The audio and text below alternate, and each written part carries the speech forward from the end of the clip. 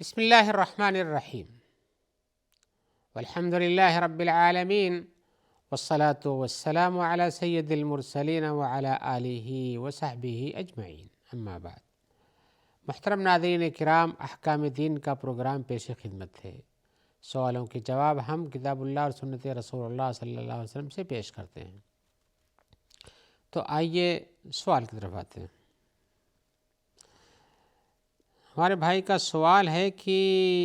کن کن چیزوں سے، کن کن وجہوں سے غسل واجب ہو جاتا ہے۔ تو ہم بتانا چاہیں گے کہ جن چیزوں سے غسل واجب ہو جاتا ہے ان میں سے پہلی چیز تو یہ ہے کہ اگر کسی کو منی شہوت کے ساتھ نکلتی ہے،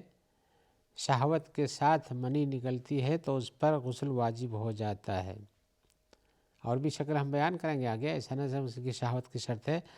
تو اس میں یہ ہے کہ حدیث شریف میں آیا ہوا ہے اذا حذفت الماء فاغتسل من الجنابة فإذا لم تكن حاذفا فلا تغتسل۔ یہ یزید ابن شریک التیمی حضرت علی سے اس کو روایت کرتے ہیں، مسند ہے۔ اس میں یہ بیان کہ جب تم پانی پھینکو یعنی منی نکل جائے تو تم جنابت سے غسل کرو، اگر نہیں نکلی ہے تو غسل نہ کرو۔ تو اس سے پتہ چلتا ہے کہ غسل جنابت جو ہے یعنی غسل جو واجب ہو جاتا ہے منی نکلنے کے بعد ہو جاتا ہے۔ لیکن یہ تو حکم پہلے تھا، بعد میں ایک حکم اور آیا جس میں یہ آیا ہے، آپ نے فرمایا ہے کہ جسے ہم بیان کریں گے کہ آدمی اگر بستری کے لیے بیٹھتا ہے اور حشفہ اس کا داخل ہوتا ہے تو بھی غسل واجب ہوتا ہے۔ یہ ایک سبب۔ دوسرا یہ ہے احتلام ہو جاتا ہے لوگوں کو۔ احتلام یہ سونے کی حالت میں ہوتا ہے، اور یہ مرد عورت دونوں کے لیے یہ حکم ہے۔ اس حکم میں دونوں برابر ہیں احتلام میں۔ اس طرح سے کہ ام سلمہ کی ایک روایت ہے کہ ام سلیم نے آ کے پوچھا کہ کیا، کہا کہ حق بات معلوم کرنے سے اللہ تعالیٰ شرماتے نے بیان کرتے ہیں۔ تو ہم پوچھنا چاہتے ہیں کہ اگر عورت کو احتلام ہو جائے تو اس پر بھی غسل ہے؟ تو آپ نے کہا ہاں ہے، جب اسے پانی دکھائی دے، یعنی اس کے آثار منی کے باہر ظاہر ہوتے ہوں۔ تو ام سلمہ نے کہا کہ کیا ایسا بھی ہوتا ہے؟ یعنی عورت کو ایسا ہوتا؟ تو اللہ کے رسول نے فرمایا کہ ہاں، کیوں نہیں ہوتا؟ اگر ایسا نہ ہوتا تو بچوں کی مشابہت عورت سے یا مرد سے کیسے ہوتی ہے؟ تیسری چیز جس کو ہم نے بتایا، بیان کیا تھا کہ ایسے بھی ضروری ہے کہ منی ہی نکلے تب ہو، بلکہ آپ نے فرمایا ہے کہ جب انسان، جیسے آپ نے فرمایا ہے اذا قعد بین شعبها الاربع ومس الختان والختان فقد وجب الغسل۔ اگر آدمی ہم بستری کے لیے بیٹھتا ہے اور وہاں کچھ دخول ہو جاتا ہے تو گرچہ کی منی نہ نکلے، لیکن اس عمل کے بعد منی نہ بھی نکلے تو غسل واجب ہو جاتا ہے۔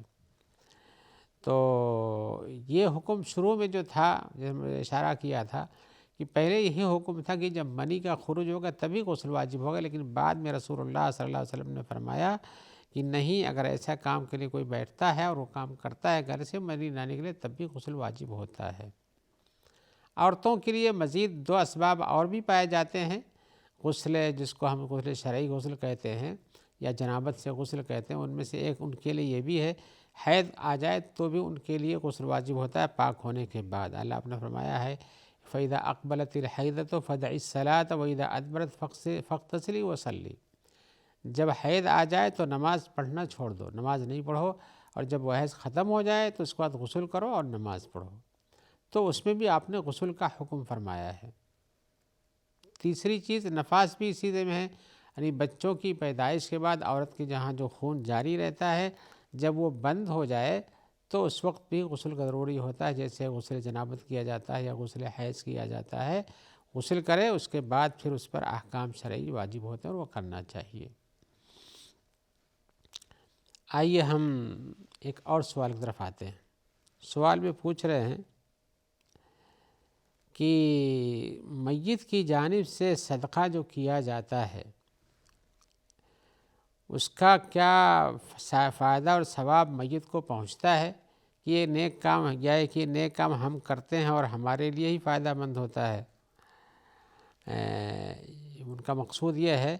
کہ ہم جب میت کی طرف سے بیان کیا انہوں نے کہ ہم جب میت کی طرف صدقہ کرتے ہیں تو ان کے اعمال حسنہ میں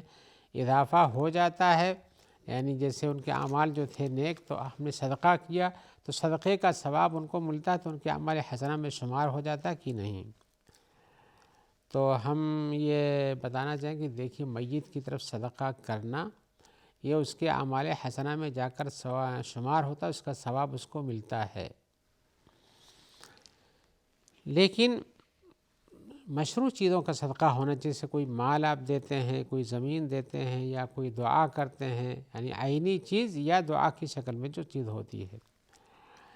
اور اس کی وجہ کیا ہے؟ رسول اللہ صلی اللہ علیہ وسلم کا فرمان ہے، اذا مات ابن آدم، جب آدم کی اولاد میں سے کوئی مر جاتا ہے، انقطع عملہ الا من ثلاث، تو اس کے سارے عمل بند ہو جاتے ہیں، الا من ثلاث، مگر 3 چیزوں کے عمل جاری رہتے ہیں۔ آپ نے اکثر صدقہ جاریہ، وہ صدقہ تو جاری رہتا ہے، یعنی جس کا آپ نے صدقہ کیا اس کا عمل، اس کا فائدہ جاری ہے تو اس کا ثواب بھی جاری۔ جیسے آپ نے کنواں بنا دیا، یا نل لگوا دیا، یا کوئی باغ لگوا دیا، یا کوئی راستہ اور نہر بنا دیا آپ نے، یہ سب جب تک چلتی رہتی ہیں ان کا ثواب بھی میت کو جاری و ساری رہتا ہے۔ او علم ينتفع به، یا کوئی علم وہ چھوڑ کر جاتا جس سے لوگوں کو فائدہ پہنچتا ہو، تو جب تک اس چیز سے فائدہ پہنچتا رہتا ہے اس کا ثواب بھی اس کو ملتا رہتا ہے۔ او ولد صالح يدعو له، یا نیک اولاد جو اس کے لیے دعا کرتی ہوں۔ تو دیکھیے پہلے 2 چیزیں میں تو علم ہے جس کا فائدہ، جیسے کتاب چھوڑ جائے یا کسی کو سکھا کر جائے کوئی چیز، وہ بھی علم ہے، اس کو فائدہ پہنچاتا ہے، اس کا فائدہ پہنچتا ہے۔ یا ایک ہی نیک بخت اولاد ہو، اولاد سے میری مراد بچہ ہو یا بچی ہو، لڑکا لڑکی کوئی بھی اس کے لیے دعا کرتے ہیں تو وہ بھی اس کا فائدہ پہنچتا ہے۔ اور ویسے بھی میت کے لیے یہ دعا کرنا میت کو فائدہ پہنچاتا ہے، چاہے غیر کی طرف سے ہو تب بھی۔ تو اس حدیث سے پتہ چلتا ہے کہ صدقے کا ثواب میت کو پہنچتا ہے۔ میت کو ثواب پہنچنے کا مقصد یہ ہے کہ اس کے درجات میں، اس کے اعمال حسنہ میں اضافہ ہوتا ہے اس سے۔ رہی گئی بات یہاں جو یہ ہے کہ دعا کے لیے کہا گیا ولد صالح یدعو لہ، کہ نیک بخت اولاد جو اس کے لیے دعا کرے، تو یہ چونکہ اولاد کو زیادہ فکر رہتی ہے اس لیے اولاد کا تذکرہ ہے، ورنہ کوئی بھی آدمی اس کے لیے دعا کرے، جیسے قبروں کی زیارت کے وقت قبروں کو دیکھ پر سے گزرتے ہوئے آدمی دعا کرتا ہے تو اس سے میت کو یعنی مردوں کو فائدہ پہنچتا ہے۔ یا کہیں دور سے بھی کوئی کسی کے لیے دعا کرتا ہے، اس کے مغفرت چاہتا ہے، اس کے درجات کی بلندی کی دعا کرتا ہے، اس کے آداب کی کمی کی دعا کرتا ہے، تو اس کا فائدہ، اس دعا کا فائدہ ان کو پہنچتا ہے۔ لہذا میت کی طرف صدقہ کرنا یہ فائدہ مند ہے، دعا کرنا یہ بھی فائدہ مند ہے، یا اس کا کوئی علم ہو یا اس کے لیے کسی علم کا صدقہ کر دیا جائے تو بھی فائدہ مند ہے۔ آئیے ہم ایک اور سوال کی طرف آتے ہیں۔ سوال میں پوچھ رہے ہیں کہ عورتوں کو قبروں کی زیارت سے کیوں روکا گیا ہے؟ ان کا مقصد یہ ہے کہ کیا سبب ہے، کیا وجہ ہے کہ کہا گیا ایک حدیث میں کہ قبروں کی زیارت کرو تمہیں آخرت یاد دلاتی ہے، اور ایک حدیث میں کہا گیا کہ لعن اللہ زائرات القبور، اللہ تعالیٰ قبروں کی زیارت کرنے والیوں کے اوپر لعنت بھیجتا ہے، یا بعد میں زوارات القبور کا بھی لفظ ہے، جو کثرت سے زیارت کرنے جاتی ہیں ان کا لفظ ہے۔ تو اس وجہ سے میں نے پوچھا کہ زیارت عورتوں کے لیے قبروں کی زیارت کیوں منع کی گئی، اس کی کیا وجہ ہو سکتی ہے؟ تو اس سلسلے میں یہ حدیث جو میں نے بھی آپ کو سنا ہے، لعن اللہ زائرات القبور یا لعن اللہ زوارات القبور، جو ہے کہ قبروں کی کثرت سے زیارت کرنے والی عورتوں کے لیے ممانعت کی بات آئی ہے، اللہ تعالیٰ لعنت فرماتے ہیں اس پر، یہ ممانعت کی سبب ہے۔ اور دوسرے یہ کہ حضرت فاطمہ سے اللہ کے رسول نے فرمایا جب وہ کچھ لوگوں کی زیارت کے لیے گئیں تاکہ تعزیت کر سکیں، پھر آپ نے فرمایا کہ اگر تم ان کے ساتھ وہاں تک جاتی جہاں کدئی پڑتا ہے، یہ کدئی جو ہے یہ مکہ مکرمہ میں جیسے جنت المعلا ہے، تو مدینہ میں جنت البقیع ہے، مکہ میں جنت المعلا تھا، اور ہے بھی ابھی، ایسے کدئی کی طرف ایک شمال کی طرف ایک قبرستان ہے جو جنت المعلا ہے، اور ایک جنوب کی طرف ہے جو کدئی میں پڑتا ہے، وہاں بھی قبرستان تھے۔ تو کہا کہ اگر تم ان کے ساتھ کدئی تک پہنچ جاتے تم جنت میں کو نہیں دیکھ پاتی، یعنی آپ نے اسے شدت سے فرمایا کہ نہیں جانا چاہیے قبرستان پر تمہیں۔ اور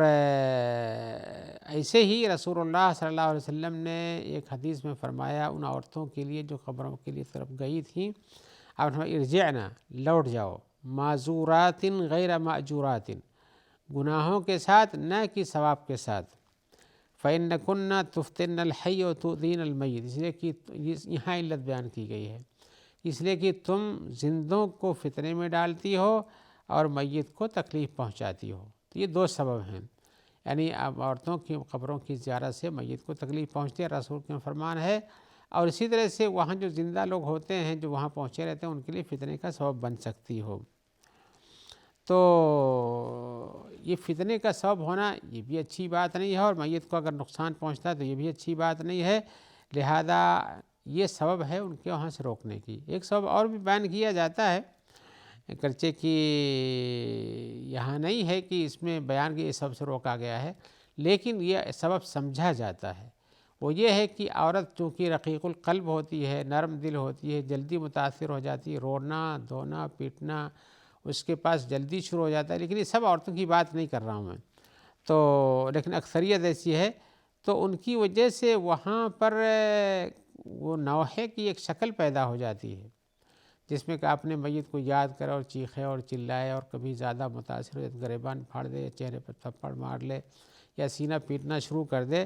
اور یہ ہے کہ اسی طرح سے میت کے بارے میں ہمارے وہ تو فلاں ایسے تھے اور فلاں ایسے تھے اور یہ تو ایسا کرتے تھے ویسا کرتے تھے، مرنے کے بعد سب یہ سب نہیں کرنا چاہیے بلکہ مغفرت کی دعا کرنی چاہیے۔ تو چونکہ اس کا بھی امکان موجود ہے کہ نوحہ کی ایک شکل اختیار کر لے، لہذا ان سب جو ہے سو روکا گیا ہے، لیکن جس چیز کی صراحت سے وضاحت ہو یہ کہ وہ فتنے کا باعث بن سکتی ہے، اور دوسرے میت کو ان کی جانے سے تکلیف بھی ہوتی ہے،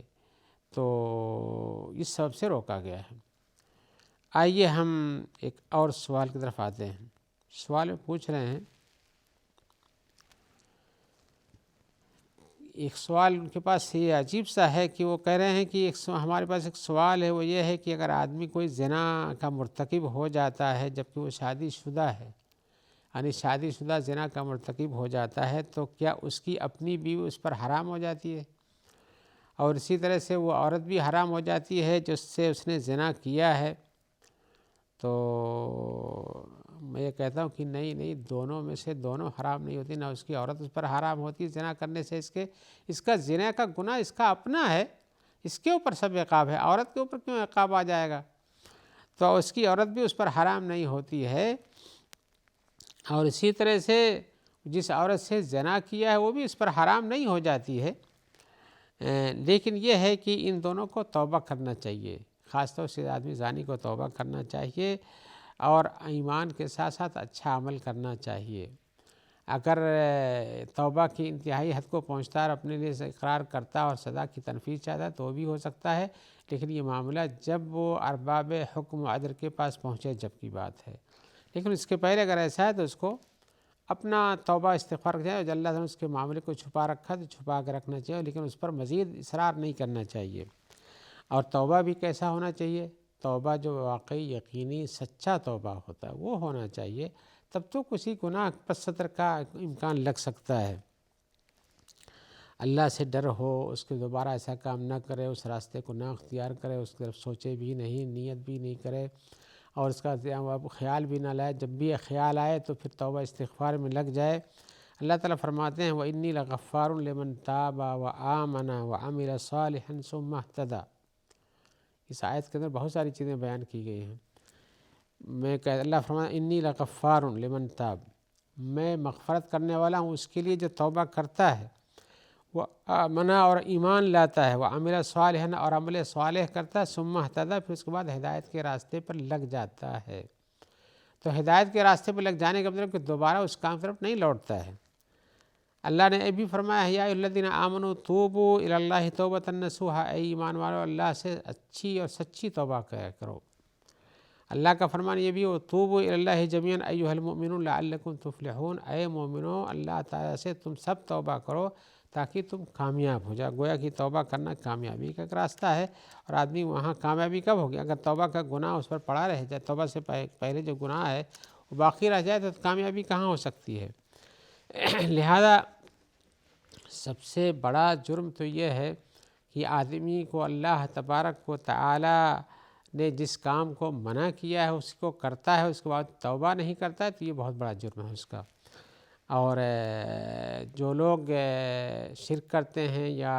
گناہ کرتے ہیں یا زنا کرتے ہیں یا لوگوں کو قتل کرتے ہیں، تو ایسے لوگ کا عذاب تو قیامت کے دن میں اور بڑھا دیا جائے گا۔ اللہ تعالیٰ فرماتے ہیں والذین لا يدعون مع اللہ الہا آخر، مومنوں کی صفات میں کہ جو لوگ اللہ کے ساتھ کسی اور معبود کو نہیں پکارتے، ولا یقتلون النفس التی حرم اللہ الا بالحق، اور کسی کی بھی جان نہیں لیتا الا کہ حق اس پر واجب ہو جائے کہ اس کو قتل کرنا چاہیے، ولا یزنون، اور نہ زنا کرتے ہیں۔ یہ بڑے بڑے صفات بیان کیے گئے ہیں، شرک نہیں کرتے ہیں، کسی کو ناحق قتل نہیں کرتے ہیں، اور زنا نہیں کرتے ہیں۔ ومن یفعل ذلک یلقا، اور جو ایسا کرتا ہے وہ تو گنہگار ہے ہی، یضاعف لہ العذاب یوم القیامت، اور قیامت کے دن اس کے لیے عذاب دگنا کر دیا جائے گا، یخلد فیہ مہانا، اور بے عزت ہو کر کے اس میں ہمیشہ رہے گا، الا من تاب، ہاں وہ آدمی ان کاموں کو کرنے کے بعد نجات پا سکتا ہے جو توبہ کر لے، وہ آمنا، اور ایمان اچھی طرح سے لائے، وہ عمل صالحا، اور نیک عمل کرے۔ تو توبہ کے بعد عمل صالح اور دوبارہ اس پہ پکا عزم کر کے چھوڑ دینا، یہ انسان کے لیے مفید ہے۔ زنا کا گناہ اپنی جگہ پر بہت بڑا ہے، لیکن اس کا یہ انجام جو آپ نے بیان کیا کہ اس کے اوپر اس کی عورت حرام ہو جاتی ہے، یا اس طرح سے وہ عورت بھی حرام ہو جاتی ہے، اس سے زنا کیا ہے، تو ایسی بات نہیں ہے، اس سے شادی کر سکتا ہے، اور اسی طرح سے اس کی عورت بھی اس کے لیے حلال ہی رہتی ہے، حرام نہیں ہوتی ہے۔ اس کا اپنا گناہ اپنے اوپر ہے، لیکن اس کو توبہ کر لینا چاہیے، یہ عورت کی حرمت کا کوئی وجہ نہیں ہے۔ آئیے ہم ایک سوال کی طرف اور آتے ہیں۔ سوال بھی یہ ہے کہ ایک آدمی جو بچپن میں ہی کسی وجہ سے مصحف پر، قرآن مجید پر ہاتھ رکھ کر کے توبہ وہ قسم کھاتا ہے، اور اس کے بعد جب اور بڑا ہو جاتا ہے تو اس کو احساس ہوتا ہے کہ ہم نے تو یہ بہت غلط کام کیا تھا، ہم نے بچپن سے بھی مراد یہ ہے نہیں ہے کہ بالکل ابھی نابالغ تھا، نہ ان کی مراد ہے، بلکہ یہ کہ سمجھدار تھا، سن رشد کو پہنچا ہوا ہے، بالغ بھی ہو سکتا ہو چکا ہو، اس لیے کہ انہوں نے ذکر کیا ہے کہ مثال کے اس کی عمر 14-15 سال ہے، تو 14-15 سال کی عمر تو بلوغت کی اور سمجھداری کی عمر ہو جاتی ہے۔ تو کہہ رہے کہ ہمیں اب احساس ہوا کہ یہ شرعاً یہ حرام کام تھا، ہم کو ایسا نہیں کرنا چاہیے تھا، تو اب ندامت کے بعد یہ ہے کہ تو کیا کہتے ہیں ہمارے اوپر کوئی گناہ رہا، کفارہ ادا کرنا چاہیے، اس سے نکلنے کا راستہ کیا ہے؟ تو ہم جواباً کہیں کہ یہ دیکھیے اس سوال کے اندر، اس سوال میں دو مسئلے ہیں۔ ایک تو یہ ہے کہ قرآن مجید کے اوپر ہاتھ رکھ کے قسم کھانے کی بات جو ہے کہ آپ قسم کھاتے ہیں تو قرآن مجید پر ہاتھ رکھ کے قسم کھائیے، یہ رسول کے زمانے میں ایسی کوئی بات نہیں تھی کہ قرآن مجید پر ہاتھ رکھ کر قسم کھانا پڑتا تھا، لیکن بعد میں لوگوں نے اسے قسم کو اور زیادہ پکا بنانے کے لیے کہ آدمی کے اندر خوف رہے گا، تو کہتے ہیں قرآن مجید پہ ہاتھ رکھ کے قسم کھاؤ۔